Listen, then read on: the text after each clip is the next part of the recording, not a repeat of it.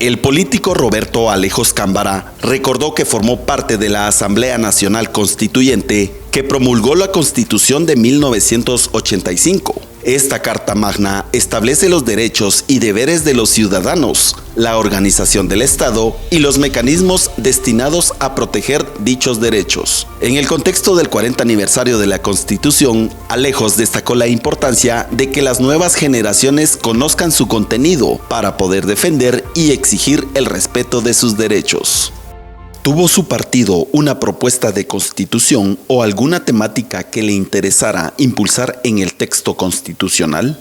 El Partido Revolucionario tenía un enfoque muy humanista sobre todo y fuimos de los mayores impulsadores de todo este tema constitucional relacionado con los derechos humanos. Esta es la primera constitución en toda la historia de este país y que son muchas, que empieza con el tema de derechos humanos, empieza con la persona, con el ser humano y hasta después se pasa a definir y a estructurar qué es el Estado y cómo funciona. ¿Con qué fuerzas políticas se podrían hacer alianzas para impulsar dichos temas o propuestas? Pudimos haber hecho una constitución del centro hacia la derecha, que habían votos suficientes, del centro hacia la izquierda, que todos nos alcanzaban, y la decisión fue, hagamos una constitución de consenso. Entonces se dialogó con todos los partidos, con todas las ideologías, y cada tema era de amplia discusión y se podía hacer alianza con todos prácticamente. ¿Se vivió un clima de confrontación, de distensión o de armonía entre las diversas fuerzas políticas? Prácticamente nuestros contrarios, por decirlo de alguna manera, eran los políticos versus los militares. Sin embargo, yo quiero dejar constar y dejarlo muy claro, los militares que dieron el golpe de Estado, que pararon con el fraude electoral y que convocaron a la Asamblea Nacional Constituyente, nos dejaron trabajar. De manera que confrontación, eran confrontaciones ideológicas, confrontaciones de qué debería haber en la Constitución, pero todas eran dialogadas, discutidas con muchísima altura. No hubo las confrontaciones que ahora tenemos, a pesar de la época en que estábamos viviendo. Según su criterio, ¿cuáles fueron los temas que más se discutieron en la Asamblea Nacional Constituyente? Donde hubo un problema probablemente serio y de los que más tiempo nos tomaron llegar a una decisión fue el tema de la propiedad privada. Todos estamos de acuerdo con la existencia de la propiedad privada, pero hubo una amplia discusión sobre la propiedad privada en función social.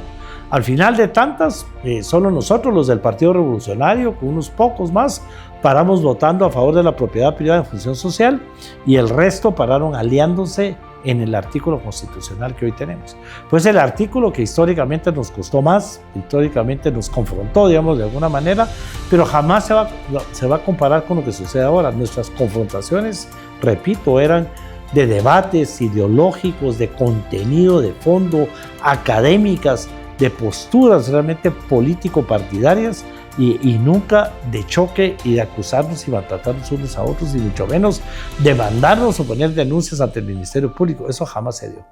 ¿Considera que se escucharon y tomaron en cuenta las propuestas que hicieron los diversos sectores de la sociedad? La Asamblea Nacional Constituyente abrió las puertas a todos los sectores de la población, se recibió a todos los sectores, todo el mundo fue escuchado, todo el mundo llevaba sus propuestas, hubo mucha colaboración de sectores importantísimos, escuchamos a todo el mundo, menos a quienes estaban en la montaña.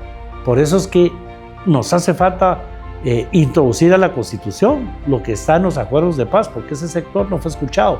Y tampoco en aquel entonces el sector de mujeres y el sector de pueblos indígenas era lo fuerte que es hoy después de los convenios, tratados y cambios que el mundo ha dado en ese tema. ¿Considera que hubo presiones de los poderes fácticos, sector privado o militar, para abordar ciertos temas? La constituyente era la ventana pública, ¿verdad? Pero digamos que la presión nunca fue de te voy a matar o cualquier tipo. Yo propuse inclusive, fui quien propuso que no existieran las patrullas de autodefensa civil.